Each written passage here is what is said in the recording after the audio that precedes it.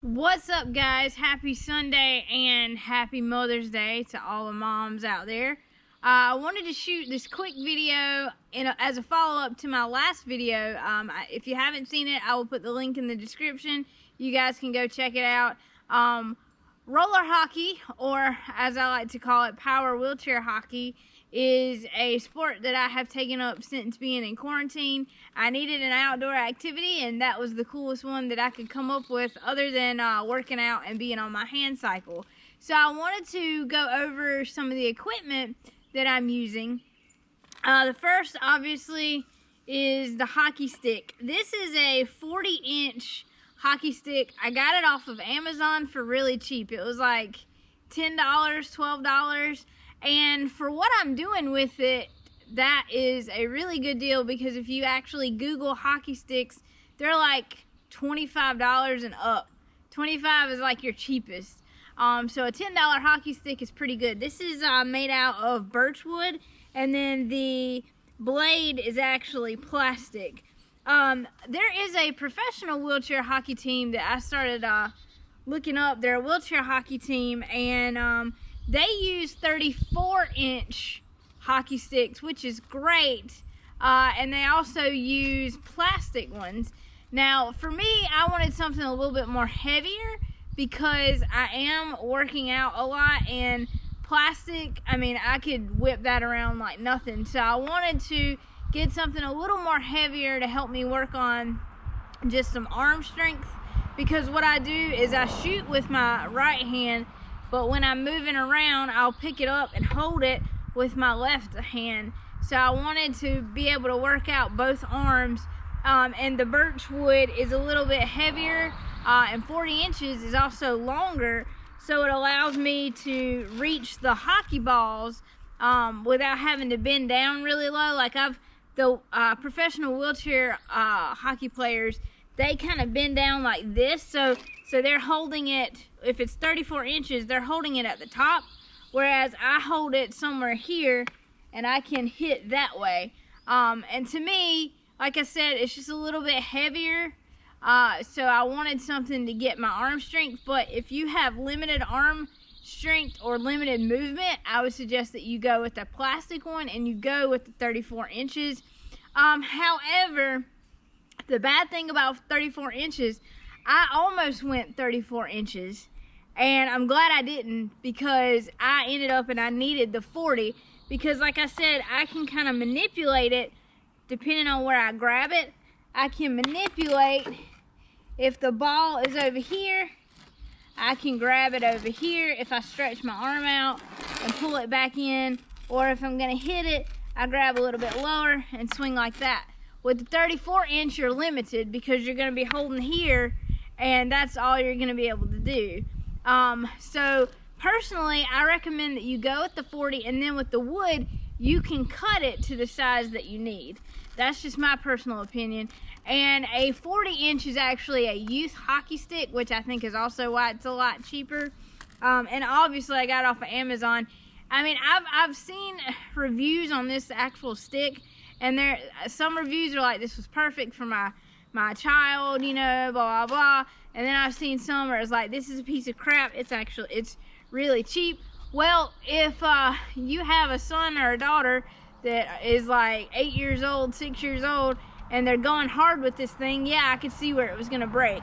But for what I'm doing with it, it's perfect. And I mean, it's hard, it's sturdy. I can't, people are talking like you could snap it in half. I can't snap it in half. So there's that. And this blade is also replaceable. It's plastic, so when it wears down, I'll be able to just, there's 2 screws here, you can unscrew it and then screw it back on. So that's pretty cool. So I'll put the link in the description on that. Let me talk about the hockey balls that I'm using. These are by Franklin. I bought the 3 set. There's actually a bucket of 15 balls, and I didn't want to like buy the big bucket because I wasn't sure exactly if this was going to be the right ball I needed. So I bought the 3, and I'm glad I did. I like it, and I actually want to go back and buy the bucket. but these are by Franklin, and these are the street hockey balls. They're not, they're low bounce, and they're hard plastic. And for me personally, like, I've heard people say, like, golf ball is easier to use, like, but honestly, this is a little bit, like a golf ball, especially on concrete, it's gonna roll and it's gonna get away from you really quick. This actually, it does roll pretty good, so it's gonna get away from you too, but not as bad as like a golf ball would. They're like high density. So these are really good to practice with. They're not too heavy, and so these to me were perfect. So I recommend, I mean, go ahead and get the 3, and then if you like them, get the bucket of 15. That way you don't have to chase down 3 balls. You've got 15 to work with. So this was like, I think these were like $8, so this wasn't bad. And honestly, like, I'll you know, pay the $34 or however much it was for the 15 ball bucket, because to me this was just worth it. And then the goal that I'm using, it's just a youth street hockey goal. It's all this I got off of Amazon, so this is on Amazon as well, and it's the Franklin goal. And honestly, look, I'll show you. Hold on one second. Honestly, like, so I'm touching the top of the goal right now. So honestly, like, it's not too high and it's not too deep. I can actually get the balls out no problem, like, by myself, and that's really what I wanted. And I don't hit the balls that hard, so it's not like there's big holes in the net. There's actually, the net holes are actually smaller, hence street hockey versus something like soccer and things like that. So I recommend the youth goal just because it's a little bit lighter. It was easier to put together than having to string the net. This was actually just, it came already hooked to cloth, and then you just put the cloth, you Velcro it around the poles. My dad did help me put it together, but I could have done it myself, no problem. And I can move it myself, so I can actually, like, drag it around in our garage, and I can pull it out when I want to, and I just keep the stick and the hockey balls in the garage, and I can pull this out. So this is something that I could do by myself. If, you know, nobody was home, I can pull it out by myself and not have to wait.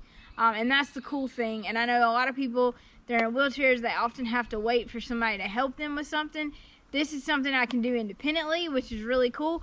You don't need a, you know, you don't need a lot of space, honestly. I have a 1-car garage, I could totally play in there, or I could pull it out in my driveway like you see and play here.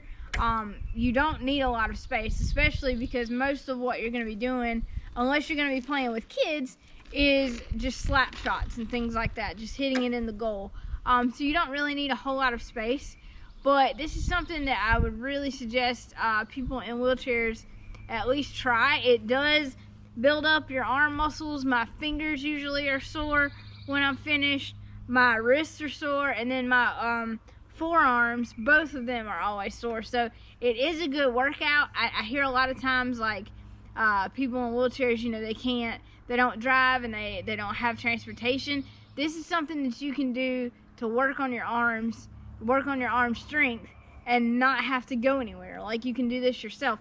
If you can, this is what I was gonna say too, if you're worried about, like, I don't even know if I have the strength to, like, swing it and hit the ball, if you get like a broomstick or something like that and just practice, not even like moving, but just holding it, like hold it like this and kind of move it around. When I first got this stick, I had a hard time at first, like what you said, like what you're thinking, like, oh, I'm worried about it. I had a hard time swinging it. Now, see, this is no big deal, no big deal. So I've actually gained arm strength just by playing. So like I said, you may surprise yourself and think, like, I don't think I can do that. And the more you do it, the better you're gonna get at it. So I highly encourage you to try this new sport. It's really cool. I wanted to shoot a video and show you guys my equipment. I'll put the link in the description to my last video, and I will put the link in the description to each item on Amazon. The most I spent on this, and it's gonna sound like a lot, but it's really not, was $60. That included like the, did I even pay for shipping? I think, yeah, that includes shipping. So really, it was even cheaper than that. And I'm actually thinking about going ahead and buying another stick. This is also, let me say this before we leave, this is also a right-handed stick. So the blade curves because I use my right hand. You can get a left-handed stick which curves that way for your left, or you can get a straight, so the blade just goes straight, and that's mostly for kids and things who are learning you know, how to shoot and things like that. Personally, I like the right hand. I can even shoot the other direction, even though this is a right-handed blade, so don't get confused with that. But yeah, I think this is awesome. I think you guys should go try it out, and like I always say, there's nothing you can't do, so get out and try it. You never know what'll happen.